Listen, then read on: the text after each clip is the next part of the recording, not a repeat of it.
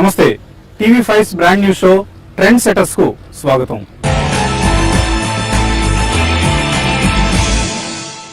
నలుగురు నడిచే నలిగిపోయిన బాటలో నడవటం కొందరికి నచ్చదు. తమకంటూ ఒక ప్రత్యేకత ఉండాలని, విభిన్న రీతిలో వినూత్న పంథాలో తాము నడవాలని, భావి తరాలకు మార్గదర్శకం కావాలని కోరుకుంటూ ఉంటారు. అటువంటి వారిని మనం ట్రెండ్ సెటర్స్ అంటాం. ఈ ట్రెండ్ సెటర్స్ అంతరంగాలను మీ ముందు ఆవిష్కరించేందుకు తెలుగు వారి అభిమాన న్యూస్ ఛానల్ టీవీ5 ప్రారంభిస్తున్న బ్రాండ్ న్యూస్ షోకి సంబంధించిన మొట్టమొదటి ట్రెండ్ సెటర్ను ఈ ఎపిసోడ్లో మీకు పరిచయం చేస్తున్నాం.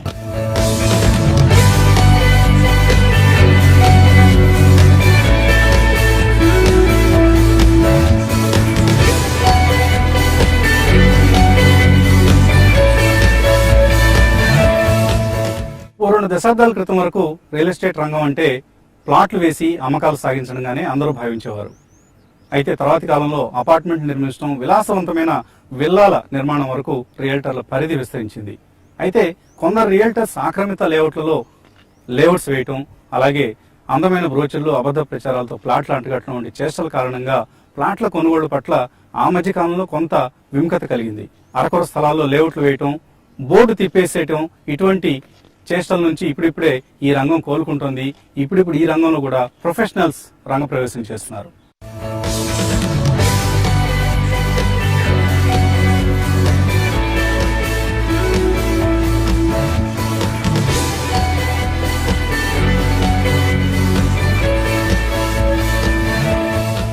రియల్ ఎస్టేట్ రంగంలో దశాబ్ద కాలం పాటు అనుభవంతో నిర్మాణం, సేల్స్ అండ్ మార్కెటింగ్ రంగాల్లో తనకంటూ ఒక విభిన్న స్థానాన్ని, ఒక ట్రెండ్ ను సృష్టించుకున్నారు మహేంద్ర బసాని. ఇప్పుడు తాజాగా శంషాబాద్ సమీపంలో డైమండ్ గ్రాండ్ పేరుతో 50 ఎకరాల్లో ఓ ప్లాటింగ్ వెంచర్ చేస్తూ ప్లాటింగ్ బిజినెస్ లోకి ప్రొఫెషనలిజం తీసుకొచ్చేందుకు ఈ రంగంలో ఉన్న నిష్ణాతులు, హేమీలు, దిగ్గజాలు, పేరు ప్రఖ్యాతులు ఉన్నాయి అనుకునే వారందరితో కలిసి ముందడుగు వేద్దాం అనుకుంటున్న మహేంద్ర బసానితో మనము ఓ 4 అడుగులు వేద్దామా?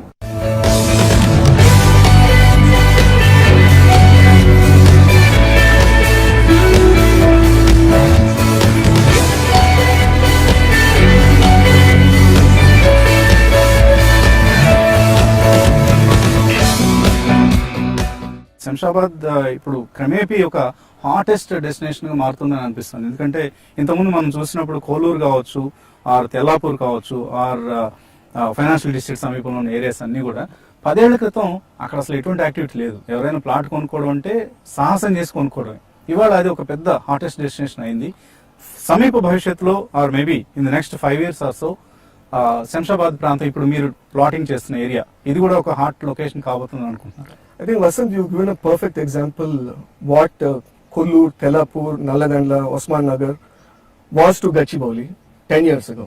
ఓఆర్ఆర్ వచ్చింది, గచ్చిబౌలి ఐటీ కారిడార్ వచ్చింది. ఆ రెండు కూడా అక్కడ గేమ్ చేంజర్స్ అయ్యాయి ఆ ప్రాంతానికి సంబంధించి. 10 years ago, like the way announcements are happening here 7 to 10 years ago, lots of announcements have happened in Gachibowli area.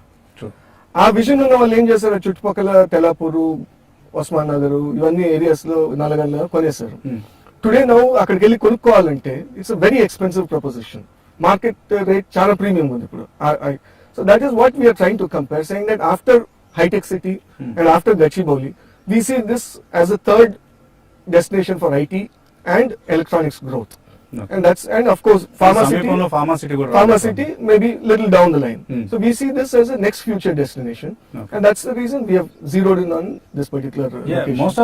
most of the plotting ventures కావచ్చు, or even gated community projects కూడా ఈ సమీపంలో చాలా వస్తున్నాయి. ఇప్పుడు మీకు నైబర్సే ఒక విల్లా ప్రాజెక్ట్ ఉంది. విల్లా ప్రాజెక్ట్స్ ఇప్పుడు ఇక్కడ పక్కనే ఒకటి వస్తుంది. ఈ రోడ్ లో కూడా another 5-6 are coming. Plot adventures చాలా వస్తున్నాయి, but most of them are like as I said unorganised sector నుంచి వస్తా ఉన్నాయి. That is where we want to be different. Hyderabad growth or the real estate sectors growth అని చూస్తే metro first phase త్వరలో complete అవుతుంది అంటున్నారు. అలాగే ఐటీఐఆర్ ప్రాజెక్ట్ ఇంకా ఫస్ట్ ఫేజ్ రావాల్సి ఉంది. అలాగే అఫ్ కోర్స్ ఇతర ఫార్మా కారిడార్ రాబోతుంది. ఇవి గేమ్ చేంజర్స్ కాబోతున్నాయి. సో అటువంటి పరిస్థితుల్లో మెట్రో లాంటి ప్రాజెక్ట్స్ ఇక్కడ దాకా విస్తరించే అవకాశాలు ఎంతవరకు ఉన్నాయి? One of the ideas for pharma city is to extend railway connection up till there. But as I said, it will take time. Metro ఎన్నో సంవత్సరాల నుంచి మనం ప్లాన్ చేస్తుంటే ఇప్పుడు phase 1 we are seeing ఇతర సోషల్ ఇన్ఫ్రాస్ట్రక్చర్ డెవలప్మెంట్ దానికి సంబంధించి ఎటువంటి ప్లాన్స్ కనిపిస్తున్నాయి ఇక్కడ దగ్గరలో? See, ఇక్కడ already in terms of education institutions బాగానే ఉన్నాయి. You have international schools, you have regular schools, you have colleges very close by. You have some hotels here and entertainment park, for example, Wonderla is just coming, which is 3 minutes drive from here. So, and there are few more will come up in due course. That's our diamond grand లో ఎటువంటి unique infrastructure రాబోతుంది? So మీరు normal గా మీరు చేసిన projects అన్నిట్లోనూ కొన్ని కొత్త ట్రెండ్స్ క్రియేట్ చేశారు. సో ఈ ప్రాజెక్ట్ లో ఎటువంటి ఇన్ఫ్రాస్ట్రక్చర్ పరంగా ట్రెండ్స్ క్రియేట్ చేస్తున్నారు? See, infrastructure parallel, if you see, I mean, we are standing on a 80 feet road. And as we walk down, you'll see we cut across a 120 feet road. Probably Hyderabad real estate plotting developments, nobody has done, or to my knowledge, nobody has done 80 and 120 feet roads, which are the spinal roads to the entire township. All other roads are 40 feet roads. Okay. So to give a grand look, to ensure the drive is very pleasant. Second thing is, in terms to get beauty to the whole township, as much as possible electrical lines కానీ ఇంకేదన్నా underground ఉంటే బాగుంటుంది. True. ఇవాళ most of the plotted developments except for 1 or 2 reputed people, couple of reputed people, మొత్తం over the ground electrical lines వేస్తారు. మళ్ళీ again it takes us back to 20 years ago మన ఊర్లలో చూసినట్టు ఉంటుంది. What you see here is apart from these lights which are the median మన street lighting తప్ప sanitary, water, electrical, everything is underground from here. Stormwater drains, everything is underground here. So that's the way we have developed good infrastructure and create part of the infrastructure about 40%, 50%, and then showcase it to the clients was what we decided right from day one.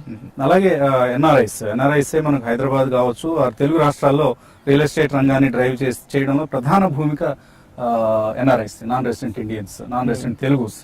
So NRIs నుంచి ఎటువంటి response వస్తుంది? See, NRIs gurinchi, there's been a very different trend in the last few years now. About before the 2009 crash, 8-9 crash, by and large, prati Telugu vallu invest chestu undevallu.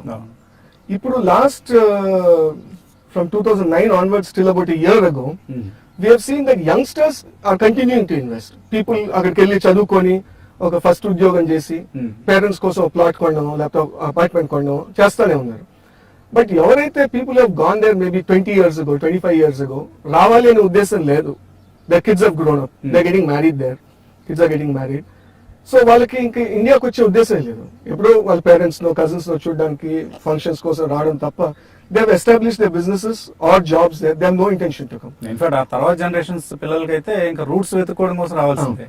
So these people have stopped investing from 2009 till about a year ago.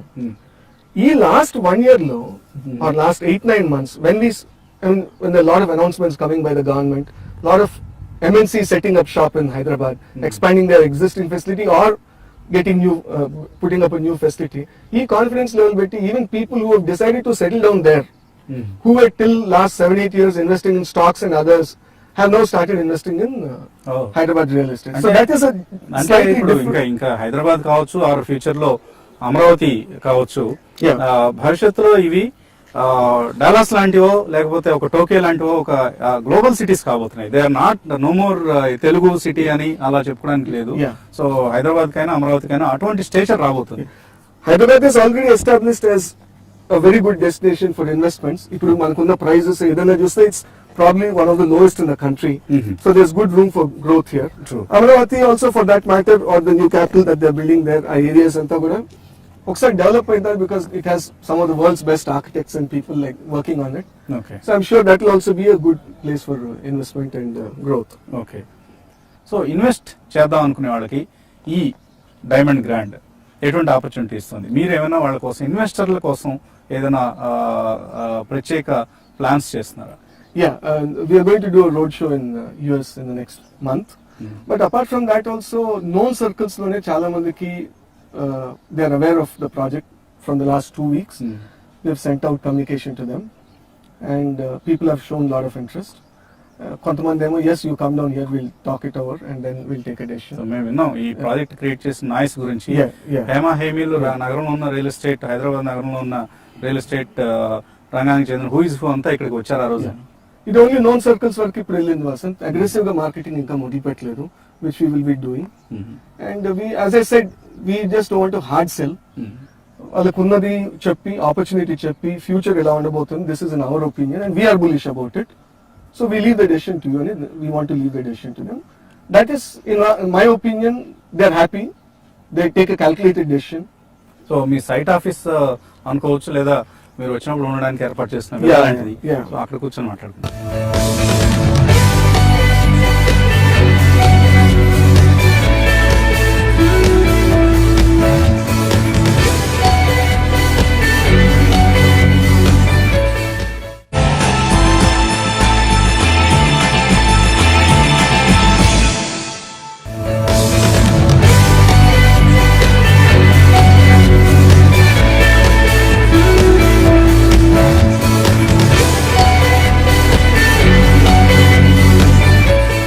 So Mahender, ఒక beautiful site ఆఫీస్ని మీరు develop చేశారు, చక్కగా ఉంది మీ venture లాగానే.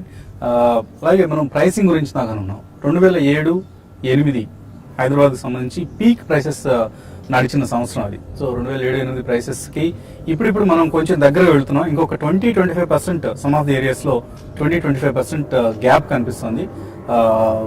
Maybe residential పరంగా చూసినా are even ఇటువంటి ప్లాటెడ్ వెంచర్స్ చూసినా కూడా ఆ ప్రైసెస్ దగ్గర వెళ్తున్నాం. సో ప్రభుత్వం ఇప్పుడు, తెలంగాణ ప్రభుత్వం ఇప్పుడు తీసుకుంటున్న చర్యలు ఏవైతే ఉన్నాయో, వాళ్ళు ఏ ప్లాన్స్ అయితే ముందుకు పెడుతున్నారు, వీటిని జస్ట్ కంటిన్యూ చేస్తే చాలు, ఆ 20-25% గ్యాప్ ఇట్టే పూర్తవుతుంది. సో మీ దృష్టిలో maybe another 6 months to 12 months period లో మనం ఆ 20% గ్యాప్ ను అందుకోగలం అనిపిస్తుంది. అసలు 2008 అరౌండ్ అక్కడి నుంచి ఇప్పుడు వరకు చూసుకుంటే prices have dropped in between for the first 2-3 years. దాంతో స్లోగా మళ్ళీ స్టెబిలైజ్ అయినాయి. ఈ రోజు వరకు చూసుకుంటే in some of the areas they have now come to the levels of what it was in 2008-9. కొన్ని ఏరియాస్ లో ఇంకొక 10-20% ఇంకా టచ్ అవ్వాల్సి ఉంది. బట్ ఈ స్వింగ్ కూడా హైయెస్ట్ అయింది లాస్ట్ 12 months లో. ట్రూ. లాస్ట్ 12 months లో మంచి మంచి అప్రిసియేషన్ వచ్చింది. నంబర్ 1, లాట్ ఆఫ్ కొత్త ప్రాజెక్ట్స్ స్టార్ట్ అయ్యాయి. Okay, consumption of the units also కనపడుతుంది. విత్ దిస్ స్టడీ స్టేట్ లో ఇట్నే వెళ్తే కనుక next about 6 to 12 months I foresee that the prices will shoot up by another 20%. అంటే of course the government is doing well, announcing lot of interesting things, giving lots of concessions to real estate developers. ఇదంతా pass on చేస్తే, so road widening కావచ్చు, హైదరాబాద్ సంబంధించి flyovers కావచ్చు, ఇటువంటివన్నీ కూడా రాబోయే రోజుల్లో రియల్ ఎస్టేట్ రంగానికి ఒక బూస్టర్ గా పనిచేసే అవకాశం కనిపిస్తుంది. See, everything is based on sentiment, person. Say for example, ఇప్పుడు మన శ్రీశైలం హైవే ఇంతకుముందు 2-lane రోడ్ ఉంటుంది. ద మినిట్ దాన్ని 4-lane రోడ్ చేయగానే average price per yard has short up by another 15%. True. ఎందుకంటే టైం టేకెన్ టు ట్రావెల్. ఇక్కడ 25 kilometers కింద ఒక ప్లాటెడ్ వెంచర్ చేసినా కూడా అవుటర్ రింగ్ రోడ్ నుంచి వెళ్ళాలంటే జస్ట్ 10-15 minutes లో వెళ్ళిపోవచ్చు మనం. Okay.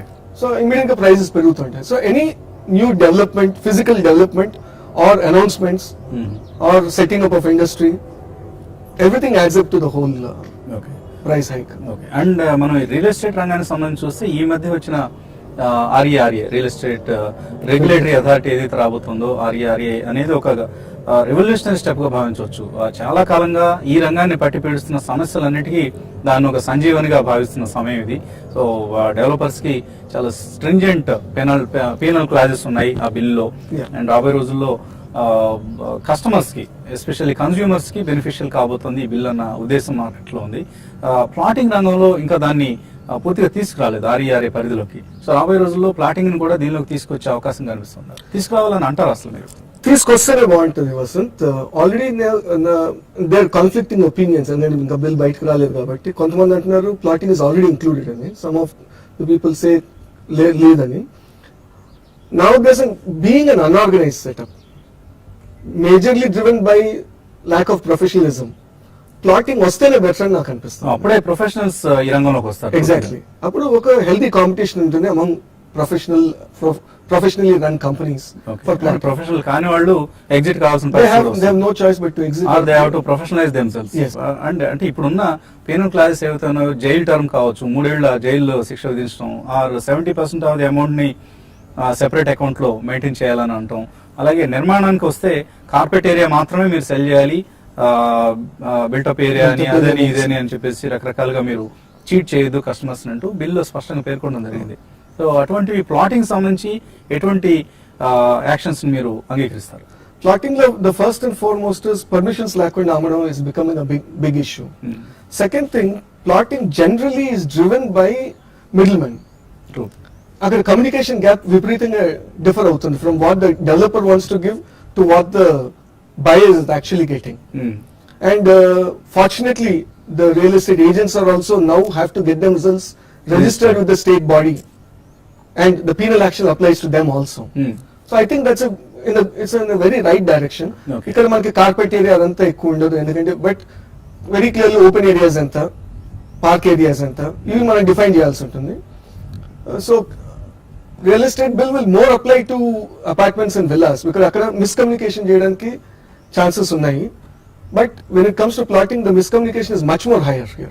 So I have a strong feeling that it will do very well for plotting. Okay. And it should be included. Diamond grand లో 50 ఎకరాల్లో ఓపెన్ ఏరియా ఎంత ఉండబోతుంది? See, we mark general ga proper ga చేస్తే plotting close to about 57% plotted area achieve అవుతాం. మంచిగా చేసుకుంటే 58%. We are now at about 50-51%. Oh. The most of the other thing we have dedicated for extra roads or extra open areas. So roads కావచ్చు, parks కావచ్చు. Roads consume the biggest thing because we have 80 feet roads and 120 feet roads. And me project లో middle man కి ఎటువంటి role ఉంది? Middlemen ki, yes, there are, we are not saying no to them, but at the same time, చెప్పినప్పుడు communication, what we are telling them is, మీరు ఒట్టిగా ఎవరైనా buyer interested ఉంటే మా దగ్గరికి తీసుకొని రండి. The remaining part of the communication we would like to communicate to the buyer. So మీరు ఒక బ్రోషర్ వెళ్ళి ఇచ్చి the customer is interested, get them to us. We will do the actual communication. లేకపోతే కమ్యూనికేషన్ డైల్యూట్ అవుద్ది. Either over hype అయినా చేస్తారు వాళ్ళు, exactly, లేదు అంటే అండర్ సెల్ అయినా చేస్తారు. సో అదే దానికి రాకుండా ఉండటానికి we are requesting them, మీరు కస్టమర్ తేవడం వరకే మీరు బాధ్యత తీసుకోండి. Remaining you leave it to us. We have a set of team who are fully professionally trained. They know what to communicate, what not to communicate, what to tell the facts, not to hype.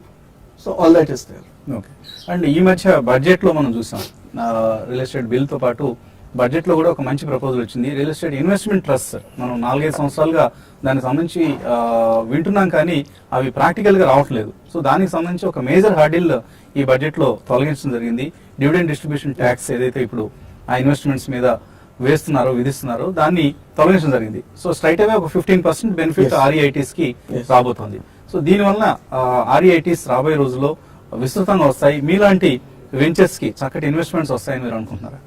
Plotting ventures లో ఇప్పటివరకు reach తక్కువ, అంటే because there lot of restrictions on that. But commercial places లో rates ఎక్కువ importance ఉంది. Dividend distribution tax is definitely a welcome sign. More importantly, there are a couple of other items also which the government should look at. ఒకటి ఏంటంటే, when the project is complete and it is taken over by the holdco, when it moves into holdco structure లోకి వెళ్ళినప్పుడు దాని stamp duty ఒకటి కొంచెం avoid చేస్తే that's a very big boom.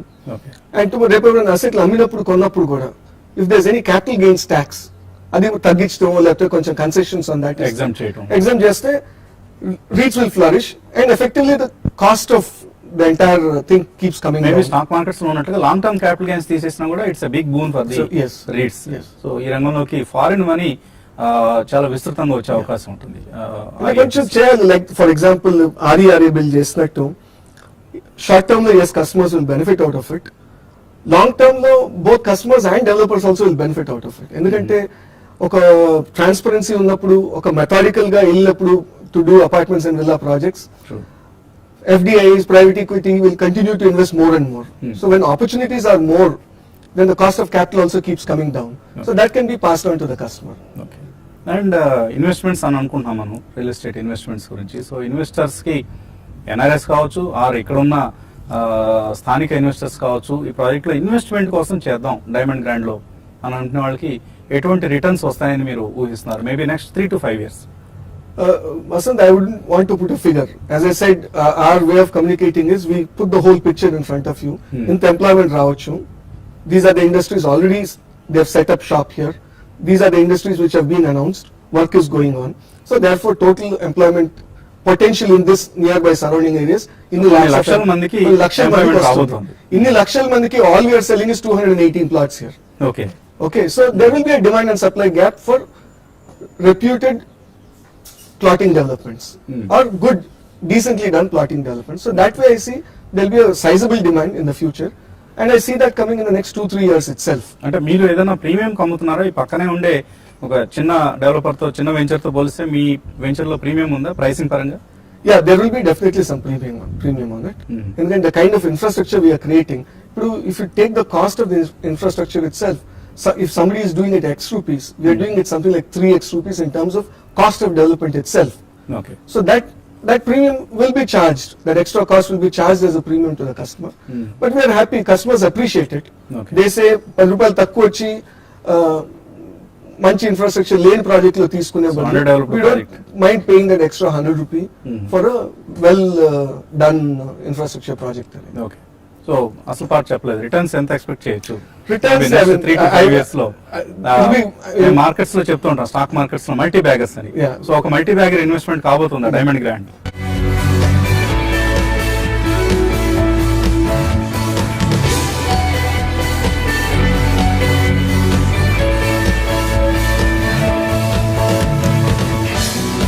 As a person, my philosophy is I never like to put a rupee to it and say in the X వెళ్తుంది in the ఈ rate కి వెళ్తుంది. ఎందుకంటే మీరు గతంలో చేసిన గేటెడ్ కమ్యూనిటీ ప్రాజెక్ట్ లో నేను I mean, చూశాను, see, with in just Yeah. 3 or 4 years 4 times పెరిగింది వాళ్ళ So ఇన్వెస్ట్మెంట్. అవి చూస్తేనే it's an example of what kind of returns people will get. అదే కాన్ఫిడెన్స్ తోటి 10 years కింద when I was doing those projects, it's the same confidence which I'm doing this project also. So we can expect very good returns. ఎంత అని I don't want to quantify. So thank you very much Mahendra Thank you. Basani. మీరు ఇంతకుముందు residential projects లో ఏ విధంగా trends create చేశారో అదే రకమైన trends ని ఇప్పుడు ప్లాటింగ్ బిజినెస్ లో కూడా క్రియేట్ చేయాలని, మోర్ ప్రొఫెషనలిజం ని ఈ రంగంలోకి తీసుకురావాలని TV5 మనసారా కోరుకుంటుంది. Thank you. All the best Mahender. Real estate రంగంలో ప్లాటింగ్ బిజినెస్ అంటే కేవలం ఆకర్షణీయమైన బ్రోచర్స్ ముద్రించి ప్లాట్లు అంటగట్టడం కాదు, క్వాలిటీకి ఇందులో ఆస్కారం ఉంది, ఇన్ఫ్రాస్ట్రక్చర్ డెవలప్మెంట్ ఉంది, రకరకాల అంశాలు మిళితం అయి ఉన్నాయి అన్న అంశాన్ని ఆకలింపు చేసుకుని ఒక సరికొత్త ట్రెండ్ సృష్టిస్తూ ముందుకు సాగుతున్న మహేందర్ బసాని అంతరంగాన్ని మీ ముందు ఆవిష్కరించాం. మరొక ట్రెండ్ సెటర్ తో మళ్ళీ కలుద్దాం. Keep watching TV5.